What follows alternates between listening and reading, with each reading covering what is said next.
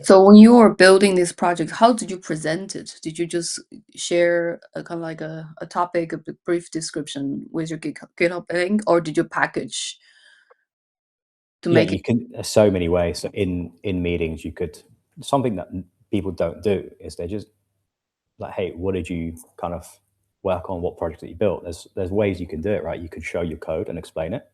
You could show GitHub projects. You could even just put it into PowerPoint. Hey, can I just show you? I've got a quick 5-minute PowerPoint in the interview. No one does that, right? So instantly you stand out. How many people are going into a technical interview? Tell me about your experience. Hey, great. Let me just actually show you. I've got some illustrations and projects and stuff. Let me just kind of give you a quick presentation. Not only are you then showing that you're thinking outside the box, but also you're showing your communication skills because now you're presenting something, right? Yeah, Rather than just talking. that's something I think I need to strengthen up a little bit myself too. It's okay, contents are out there, they're searchable, but when it comes to the point, if the decision maker is non-technical, they quickly get bored and you lose them very Very quickly. quickly.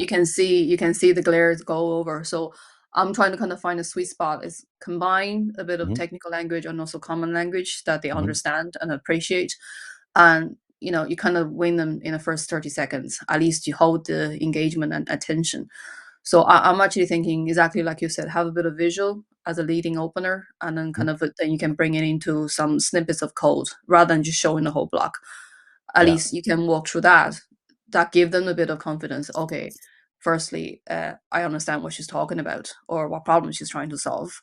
And with a bit of code, regardless what it is, Mhm. at least shows okay she is technical in some form. Because I find if I go full all in technical, I lose the non-tech decision maker very quickly. Yeah. I'm Yeah. just trying to find the right balance there. Yeah, like what you should all do be doing is when you've got an interview, typically they tell you who else is in the interview, and then you can then search those people at the company to get an understanding. Okay, who are they? What's their roles? What's their background? Right. Always have to do that pre-research before any sort of interview, and then when you go into interview, who are you speaking to because you've already prepared. Right. Then you know what language you need to go with. Right. Is it technical? If you start speaking about EC2 and as an AWS solutions architect, they're going to understand, right? So you have to do that pre-research before any interview to see, okay, like, who am I actually speaking with? You never want to go into interviews blind because that's just set up for disaster. Every interview, it tells you your interview is with X person or these three people. The names are always there. They're in the invite, right? There's never any surprises. Maybe there is. Maybe there's an HR person just jumping in, but they won't make a decision anyway. Right?